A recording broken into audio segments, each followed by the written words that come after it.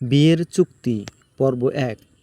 গল্পের নায়িকা তনিমা এখন রেজিস্ট্রি অফিসের সামনে তার বয়ফ্রেন্ড তন্ময়ের অপেক্ষায় দাঁড়িয়ে। অনেকক্ষণ অপেক্ষা করার পর তনিমা একটু অধৈর্য হয়ে পড়ে তন্ময়কে ফোন করতে লাগলো। তনিমা দেখলো ফোনটা রিং বেজে বেজে কেটে যাচ্ছে বারবার। মুখ দিয়ে একটু বিরক্তি প্রকাশ করে আবার ফোন করলো।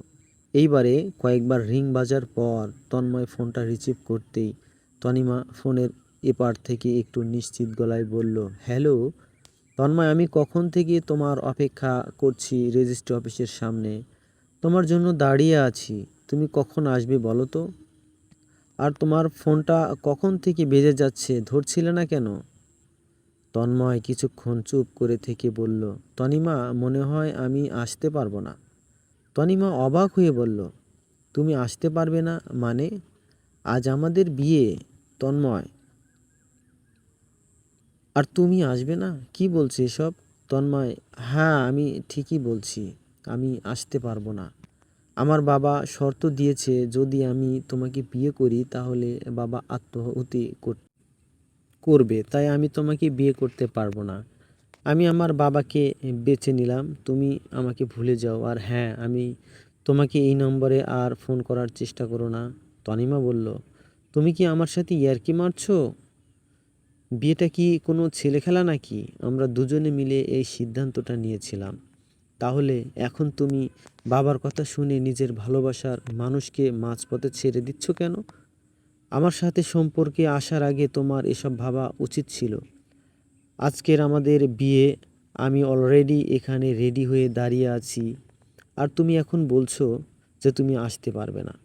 তন্ময় প্লিজ, তনিমা বোঝার চেষ্টা করো আমার পরিস্থিতিটা একবার। আমার কি কষ্ট হচ্ছে না তোমাকে না করতে? কিন্তু আমার কাছে আমার বাবা সব থেকে আগে। আমাকে ক্ষমা করে দিও মিহিকা, আমি আসতে পারবো না। I am very sorry. বলে এটা বলেই তন্ময় ফোনটা কেটে দিল।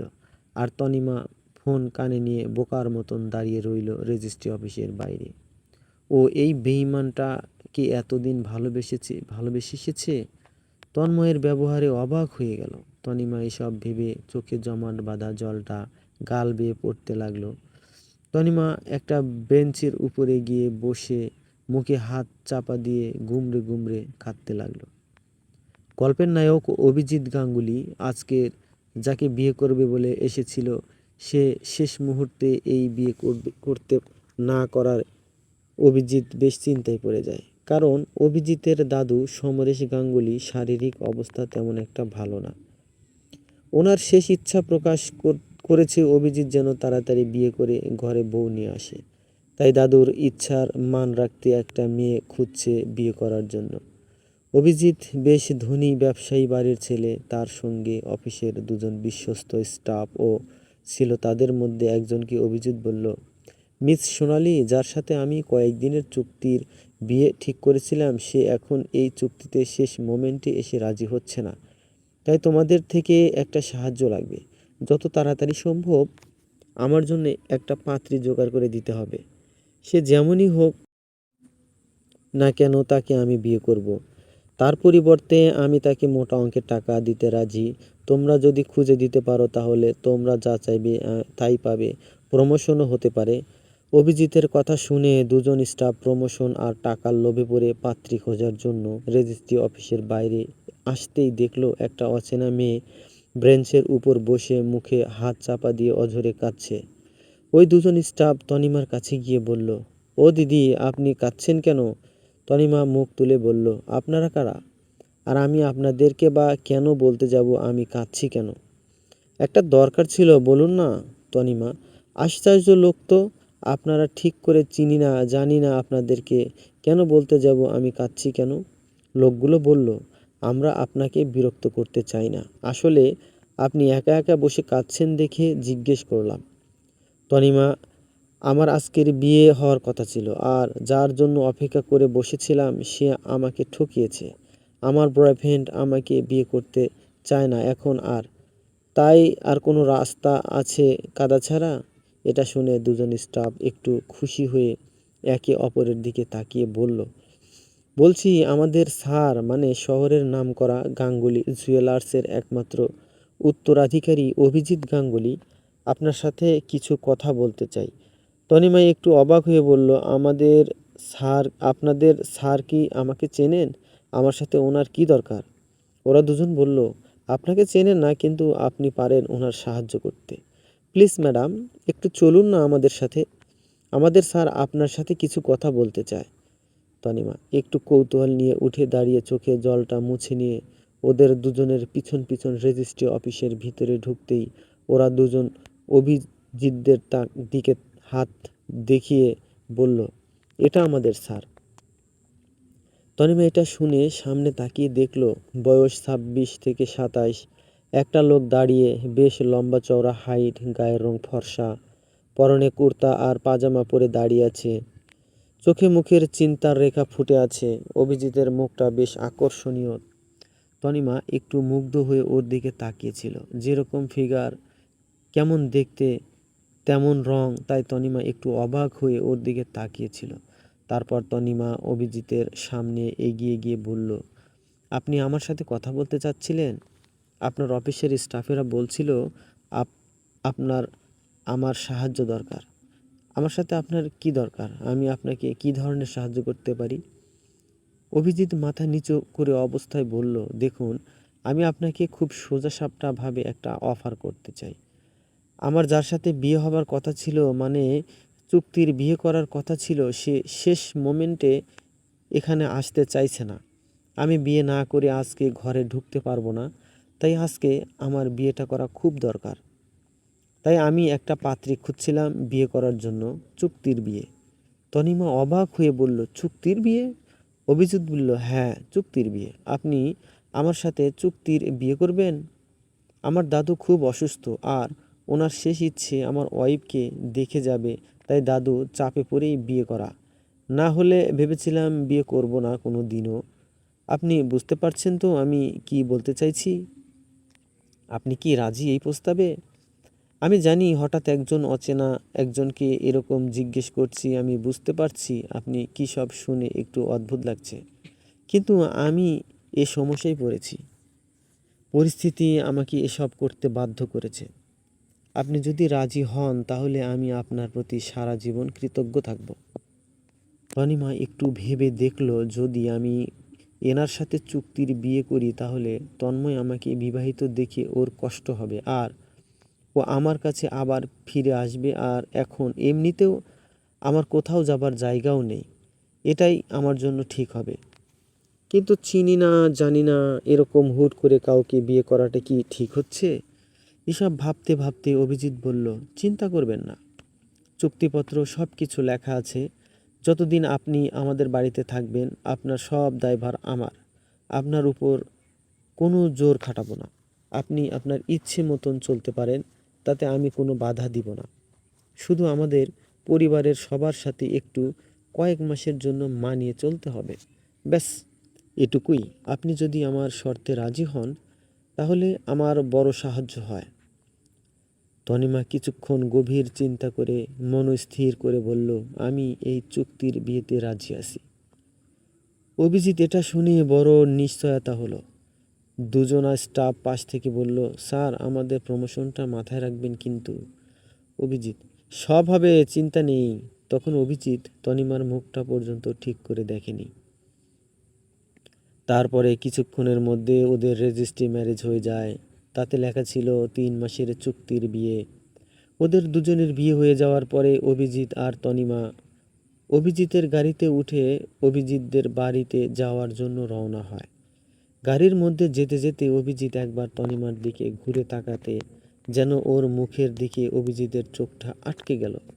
তনিমার মুখটা খুব মিষ্টি, টানা টানা চোখ, গায়ের রং ফর্সা, মুখটা গোল আকৃতির, একেবারে লক্ষ্মী প্রতিমার মতো। পরনে লাল বেনারসি পরে আছে, আর তার সাথে লাল লিপস্টিক, কপালে ছোট্ট একটা লাল টিপ, কানে বড় বড় ঝুমকো, আর হাতে শাঁখা পলা, আর চুলটা খোপা করা, তার মধ্যে গোলাপ গাঁথা, সব মিলিয়ে তনিমাকে বেশ সুন্দর লাগছিল।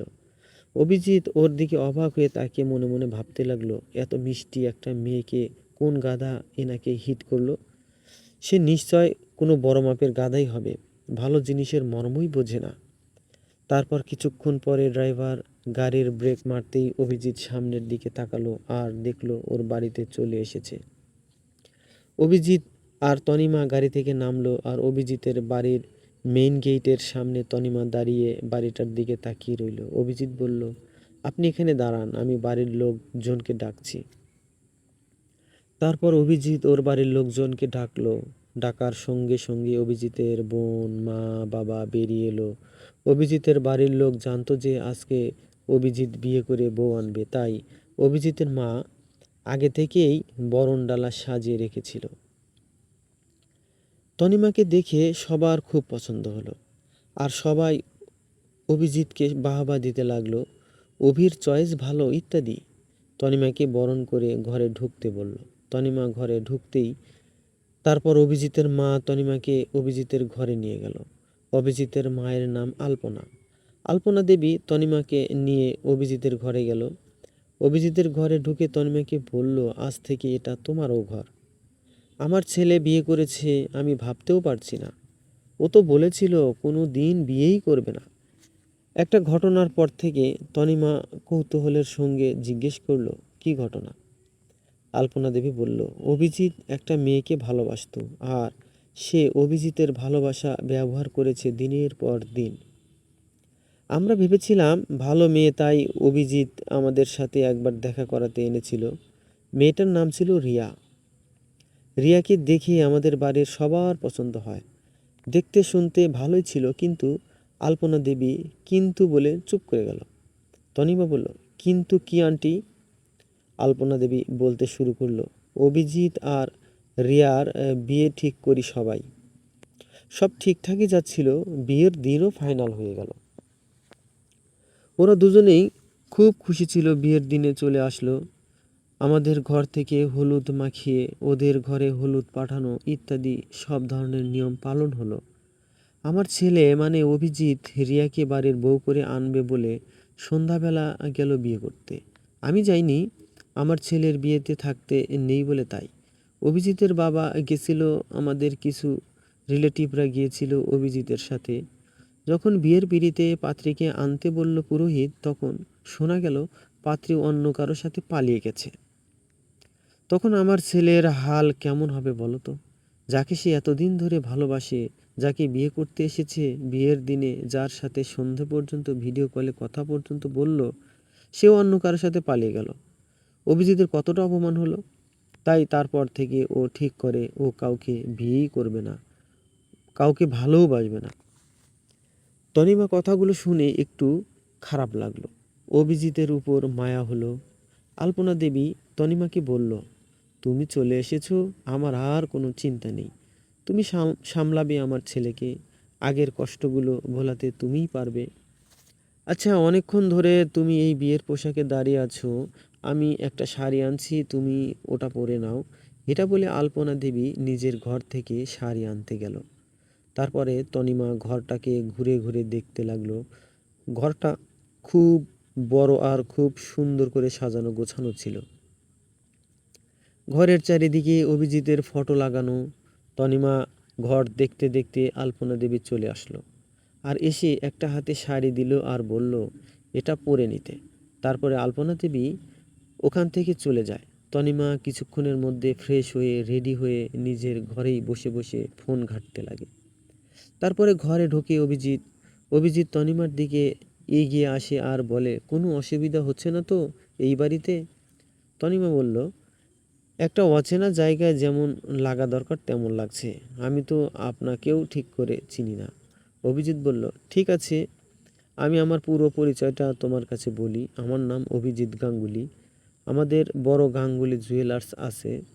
এটা আমার ফ্যামিলি। একটা ফ্যামিলি ফটো দিয়ে ইশারা করে বলল, এর থেকে আর বেশি কিছু বলতে পারবো না। অভিজিৎ বলল, তোমার সম্বন্ধে কিছু বলো। তনিমা বলল, আমি হয়তো আপনাদের মতন অত বড় লোক নই। আমার মা বাবা ছোটবেলায় মারা গেছে আর আমাকে মানুষ করেছে আমার দিদিমা। তিনিও আর এই পৃথিবীতে নেই। একজন জীবন সঙ্গী ছিল যার সাথে আজকে আমার বিয়ে হবার কথা ছিল, সেও এলো না বিয়ে করতে। অভিজিৎ বলল, কারণ জানতে পারি? তনিমা বলল, বাবার ভয়ে আমাকে বিয়ে করতে চায় না, এইটুকুই কারণ। আরও কিছুক্ষণ দুজনে কথা বলল, তারপরে দুজনে একসাথে নিচে নেমে আসে।